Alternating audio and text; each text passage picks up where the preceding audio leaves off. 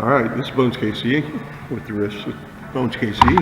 I'm here with Benet Shannon of the Restless Spirits.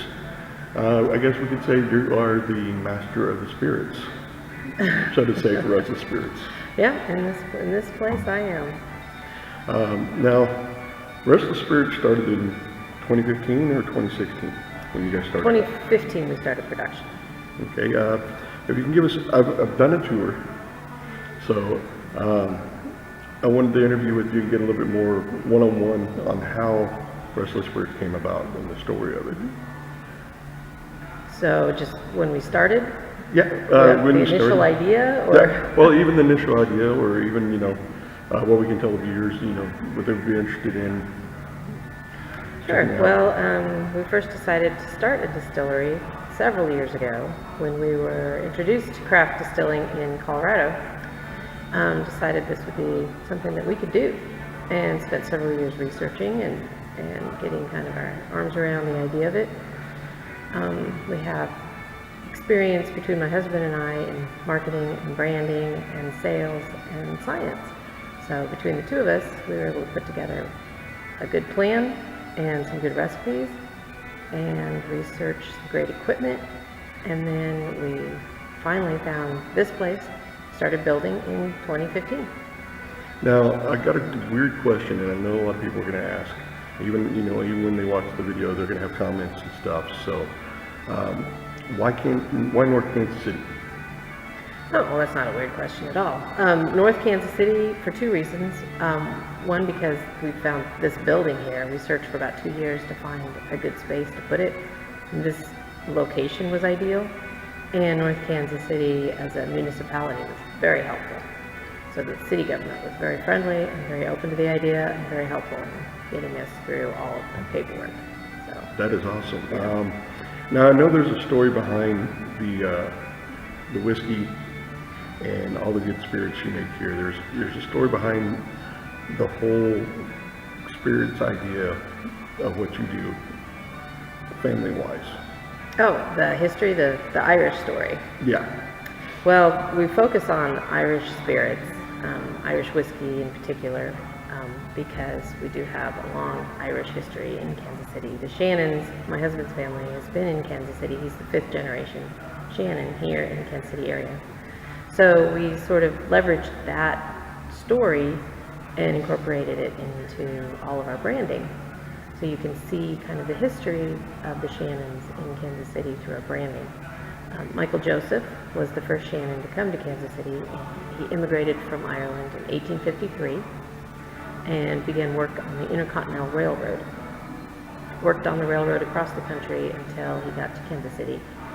And that's why Duffy's Run has a railroad theme, to incorporate the work of the Irish immigrants on the railroad. And with an awesome rabbit on there. With an awesome rabbit, yep.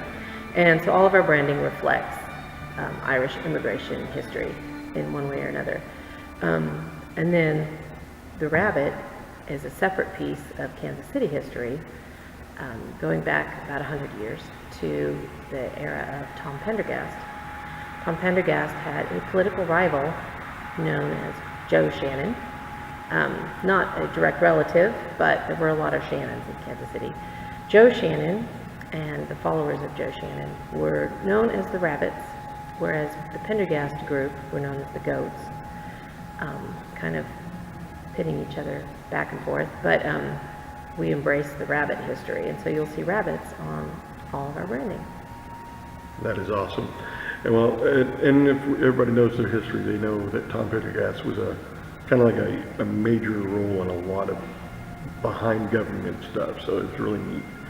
Not to get into all that political stuff, but it's just really neat to see that. Plus, Joe Shannon being his political rival is really interesting to me. I mean, when you told that to us, it was like the first time on the tour. I was like, "Oh, this is neat. I like this. This is getting back to what I used to study." So, yeah. I've tried almost every piece of spirits you've had, except for the gin and the vodka. But you take a lot of time to make and put a lot of TLC into your spirits when you distill them. Yep. Yeah, I do. Well, since you're familiar with the whiskeys, One that I would say is probably least hands-on for us is the Irish whiskey, because that's distilled and aged in Ireland. An Irish whiskey has to come from Ireland.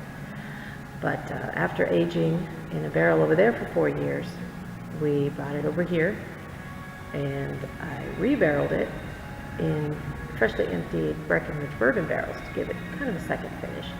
Let it rest there for a little while, and then cut it to bottling strength and bottled it here under the Sons of Erin name. Then the Stonebreaker has a little bit of the Sons of Erin in it, but it also has our own American malt whiskey in it. So our Stonebreaker is our Irish American whiskey. It has a little bit of the Irish, a little bit of the American. So the malt whiskey is mashed, fermented, distilled, barreled, all right here at Restless Spirits. Now, I'm not going to tell anybody that's going to watch this, I'm not going to tell anybody at all the secret that I got the experience behind those walls. Well, I guess they'll have to come and see it for themselves then. Exactly. There's an element of surprise that I'm not going to tell you guys.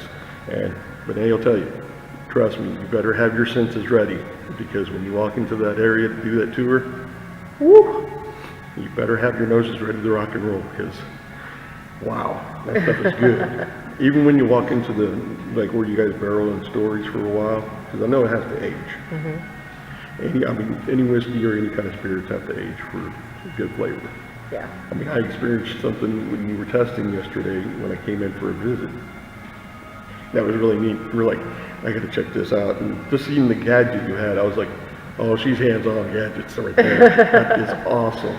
Yeah. Well, yeah. I have some neat tools that I can use to help me. That's when I can tell you that you either were a great chemistry teacher, or could study to be a chemistry teacher if you wanted to, or you could just sit there and go, hey guys, guess what? I can help you with CSI stuff. He's like, I got the gadgets. Yeah. That guy was stuck in a certain amount of whiskey. Now, it wasn't our Irish whiskey. See you later. But I've had a great experience here, and I wanted to, let everybody know, and I wanted to kind of give you guys the right exposure to make sure that that people knew where to find you guys. I mean, where can we find Restless Spirits? Well, we have distribution in Missouri and Kansas. We're on most shelves in Missouri. So pretty much your favorite liquor store should have us. If they don't, you can always ask them. And in Kansas, in the Kansas City area for sure. And we're also reached out to Wichita, and we're a little bit in Lawrence, and we're moving across the states there, and we're crossing to St. Louis and Columbia. This year we're going to be expanding into 2 or 3 more states. So it's like a sneak attack. Perfect. I like that. Well, we've had a lot of people in other states asking for it, and so we're trying to get there. I'm trying to get it out there. When you guys get to Chicago, I'm gonna sneak a few friends some ideas of saying, hey, do you like vodka? Get this one. Don't be afraid. I know you just build it, or at least cut it down. Yeah. And I know that's the tedious part. Sometimes you have to cut down certain amounts of volume just to make sure people's senses don't get overly hyper. Yeah, well, like with the gin, we use a lot of different botanicals in it, so you have to find the right balance to get the flavor without overdoing it. Well, it's been a great interview. I think I've done okay. This has been like the second or third interview I've done in the past almost year. So, Well, you're doing a good job. Thank you. Guys, definitely come out here, take a tour from the master of the spirits, the master distiller here, Benny, and also come up here and see their awesome staff that will help you out with any kind of alcohols. And when I mean alcohols, I mean spirits. Their gin is awesome. You guys already know I'm always spoiled with the Sons of Erin. Oh yeah. That with the chaser. You have a hard time with the Sons of Erin putting that one down. Oh yeah, it's like, excuse me guys. So, come check out the vodka. You can also go to a lot of local taverns around here. Mm-hmm. Yeah, we're on a lot of restaurants and bars around town too. I'm not gonna spoil the guys next door with those paddle boards. I'm not gonna give them any notoriety or free advertisement. They're gonna have to pay for it. And that's if they want to do an interview. But nevertheless, I've seen that they have some recipes over there as well from you guys, and you guys got your own recipes as well that you mix in certain things. But you just, I guess I can say there's one rule before we end this interview. The one rule you never do, you never mix Sons of Aaron do not get mixed with Coke or anything. That is like, if you come up here and ask Renee or any of their crew to put Coke in your Sons of Aaron or Stonebreaker, they're gonna frown on you. And I've seen it once, especially during Steak Saturday. It was like you want what in my whiskey? It's like, no, I'll just have it on the rocks. Good idea. It's been great. Yeah. It's been a pleasure. Thank you once again, Renee, for being a master of the spirits. Thank you very much. And definitely come check this place out, guys, because if you do not know Kansas City like you should. So this is Bones KC signing off, and Renee, she is signing off for the rest of the spirits. Y'all take care.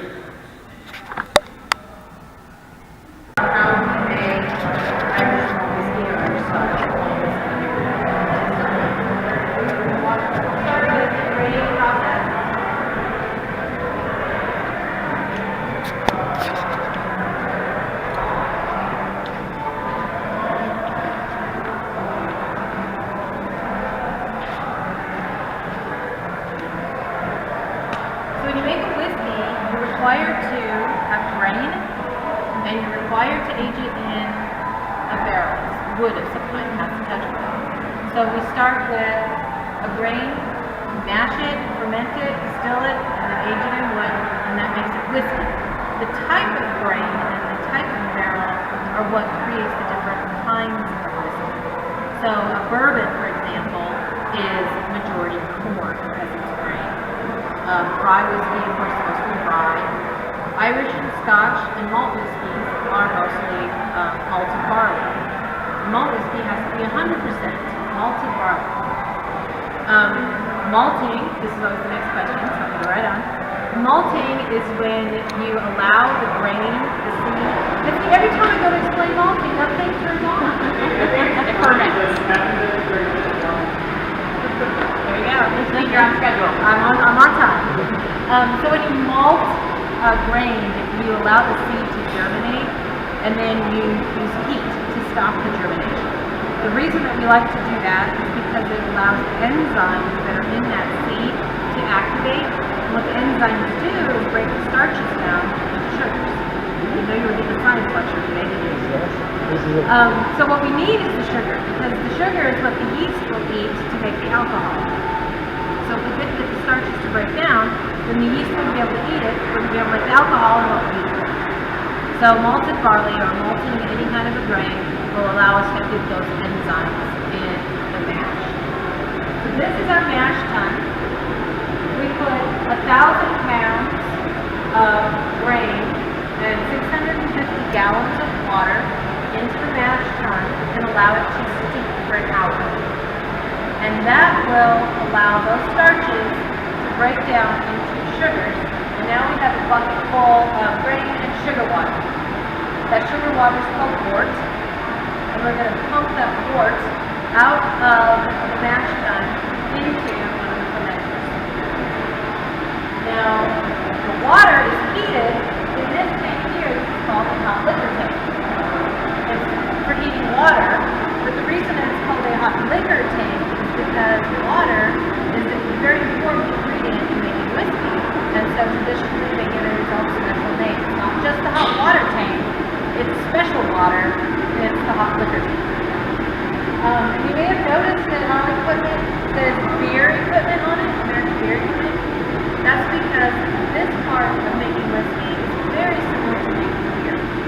So we're going to make a drink just like they do for making beer. We're going to ferment it. The difference is we don't have a boil kettle, so we don't have to boil the wort, and we don't have hops. And our fermenters can actually be open because our fermentation only takes about 4 days. And it's going to get boiled in still. So if we get any kind of dust or whatever in there, it doesn't matter because it's going to get boiled out.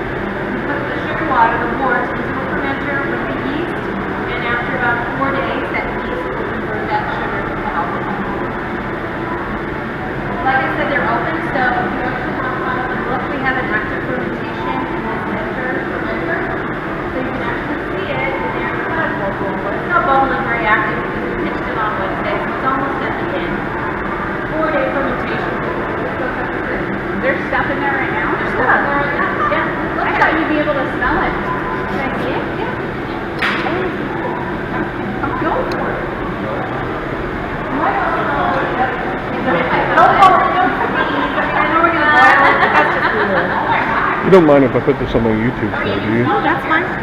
What it is called the Riffs with Glenn Stacy. It's anything that has to do with Kansas City, bands, talent, anything. Oh, very cool. Any of your venues, like you guys. You're gonna like cut out anything stupid that I say, or is it all gonna? Yeah, if you want me to, I can bleep something like cuss. Oh, I'm not gonna do that, but. I can make it sound like a cuss. It's like, this is what, it's not Yeah. a word, it's a beep. It is. It's cool, huh? No, it's actually kind of gross. Is it that cool? Oh, I gotta check this out. In the first couple of days, it's very bubbly and foamy, and it just Look, they're making dinner. starts to collapse toward the end. Wow. They're still That looks like oatmeal. oatmeal. Yeah. You know, it actually smells a lot like breakfast cereal in here when we're steeping the mash because it's just hot and rain. Yeah. It smells like breakfast.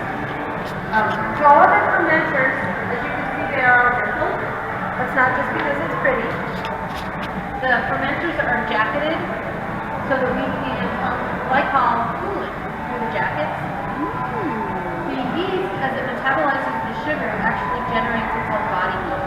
So it's going to get quite hot, and it actually cooks themselves over time if we let it get too hot. And so we control that temperature with the jacket chiller.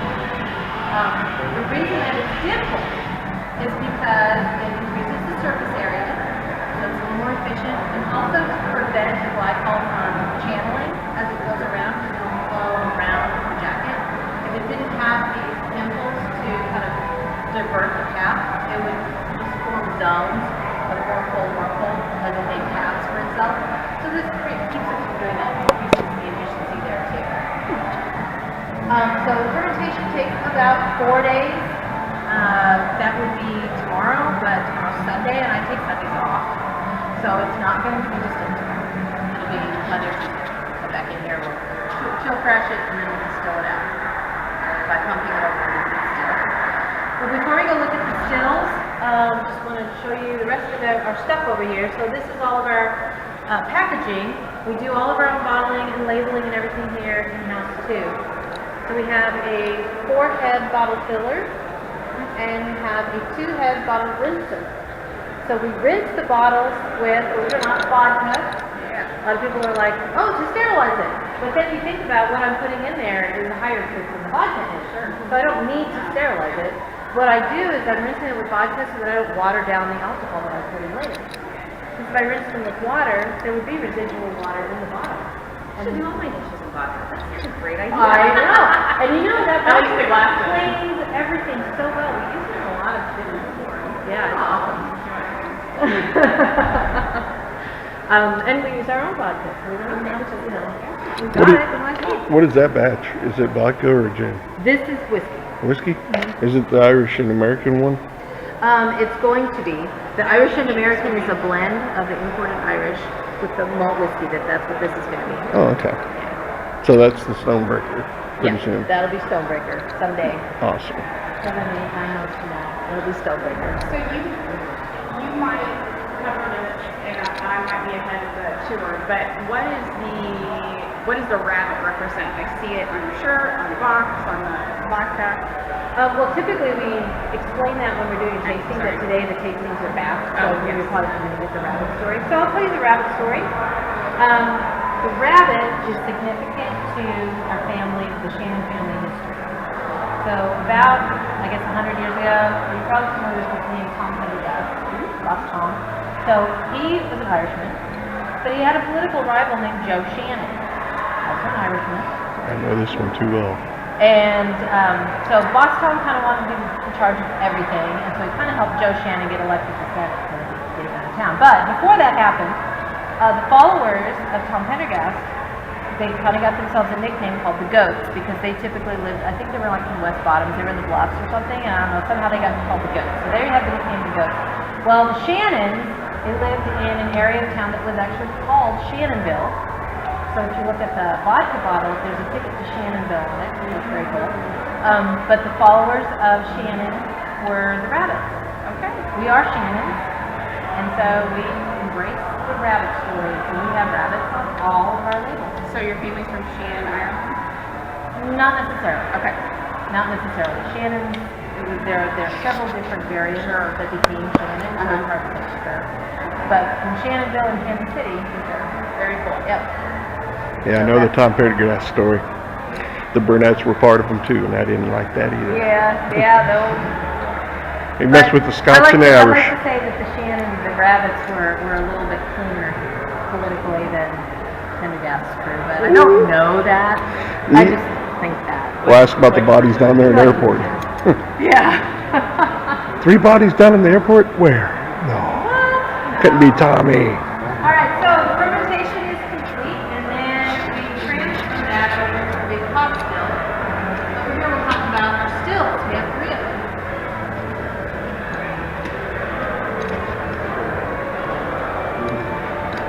This first still is just for gin. It's a dedicated gin still.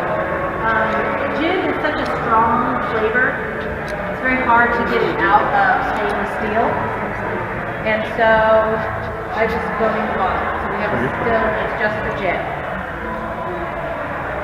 To make the gin, I start by putting neutral spirit in a tank, and then I put in most of the botanicals, allow them to soak overnight. So the ones that are more sturdy, so the coriander, the juniper, the grains of paradise, the sturdy pieces, they'll go in the tank and I'll let them soak overnight, macerate.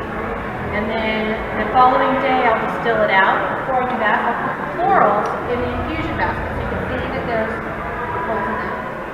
So I'll put the lavender, the rose petals, and the sweet florals in this basket. It sits down inside the baking column.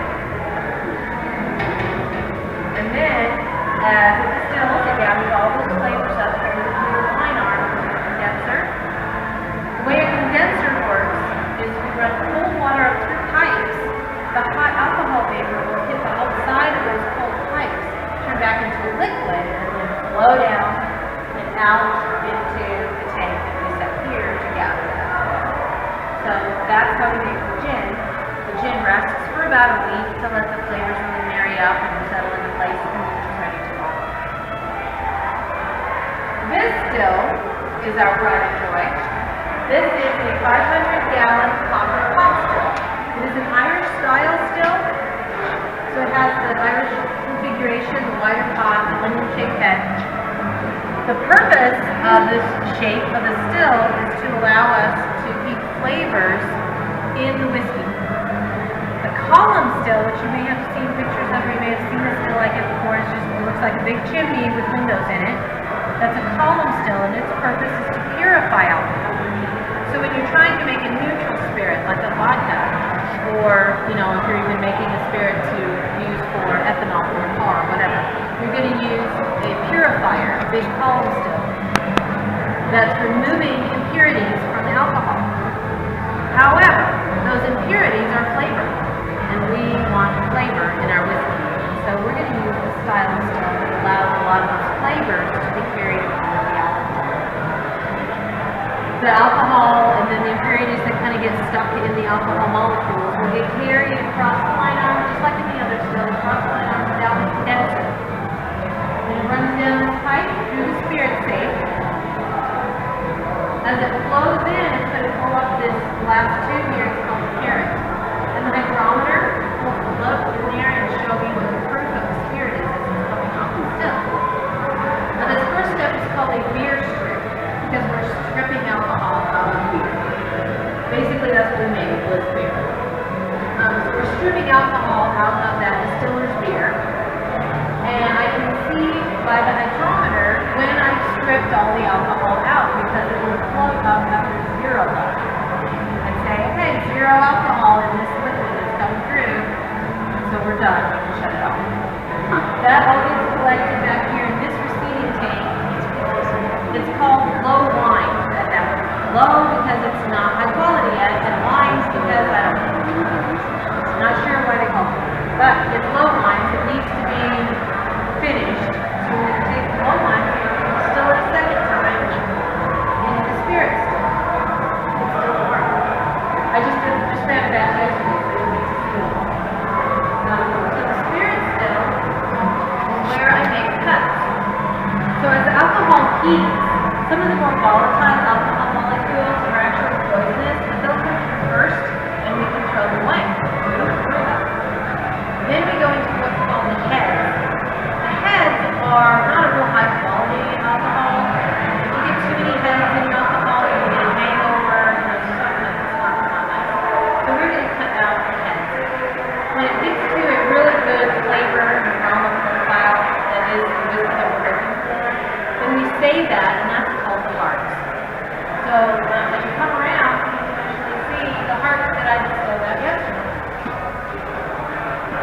is gonna get watered down to 120 proof and barreled in those barrels there. But this is, right now, 133 proof. I got about 35 gallons of 133 proof malt whiskey. I get you. Can you smell? It's too bad you don't have smell-o-vision. That's better than grain alcohol right there. Oh, yeah, way better.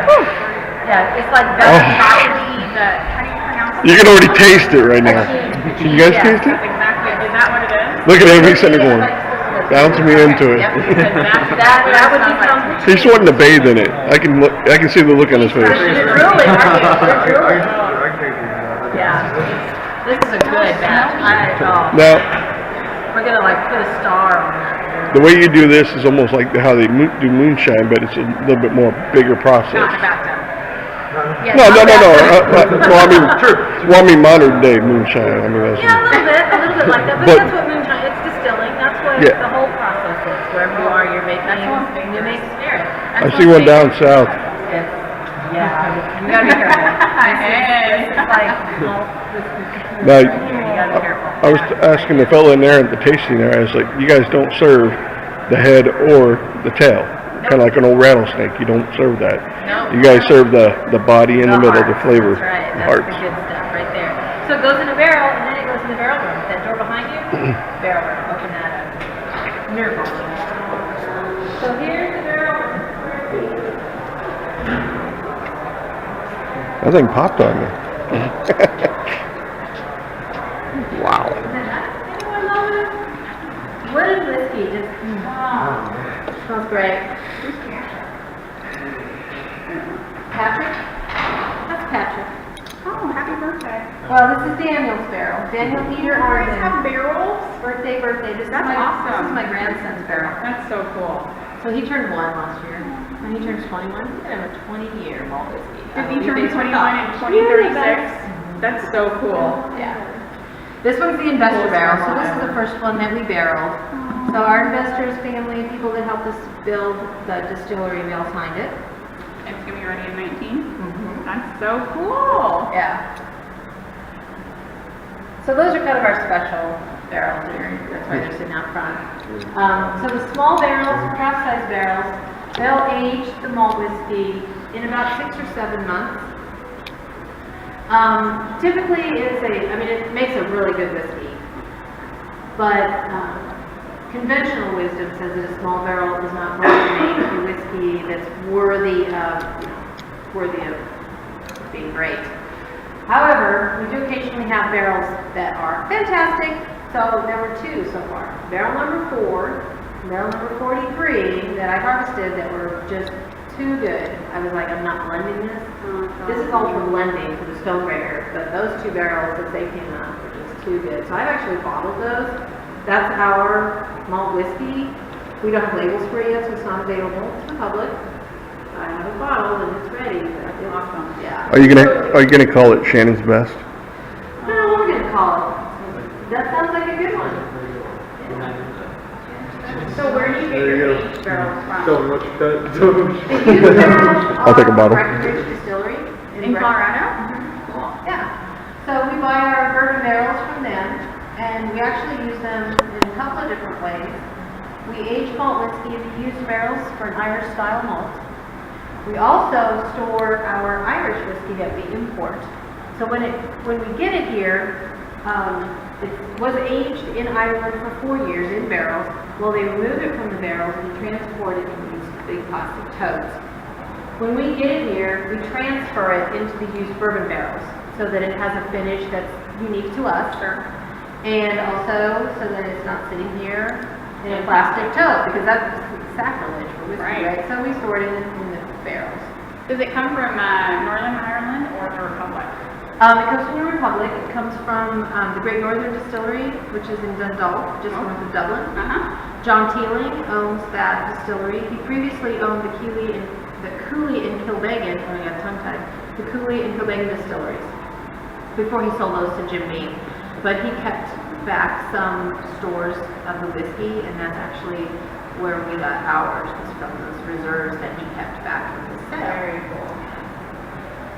Now, I noticed there's a firm flask, and a special tank over there. Yeah, that's just being stored over there. It's Yeah. just keep it out of the way. tuck it in the corner. That's cool. where eventually I'm going to be propagating the yeast, but we haven't really had time to get those. How long have you guys been open? We started production November 2015. That's when we first brought our equipment online. It's been a couple of months kind of perfecting and figuring out how to use the equipment and how is my recipe going to scale up to this massive size. And then we opened a year ago today. That's to the public. awesome. So yeah, Very cool. very cool. That's about it. Okay, can I ask one more question? Definitely. So how did you get involved in this? I mean, obviously your family's maybe been involved in distilling. No, this was a totally new thing for us. Well, it started with my husband, of course, always his fault, right?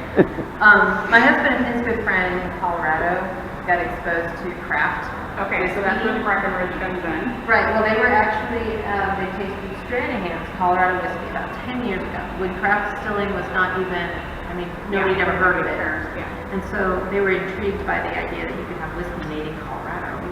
So they kind of followed it up, they went to the distillery and they were like, well, this is something we could do.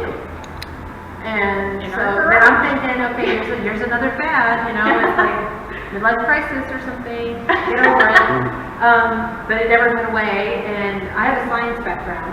I taught high school science for a number of years, and so, I can tell enzymes. yep, there you go, use some big words. Yep. So, so I had that kind of knowledge base that they needed to help them make their stuff. And so Chemistry So major? we just kind of got into it. lived in Kansas City. We moved here about 22 years ago. My husband was born here in Northtown. His folks are from here.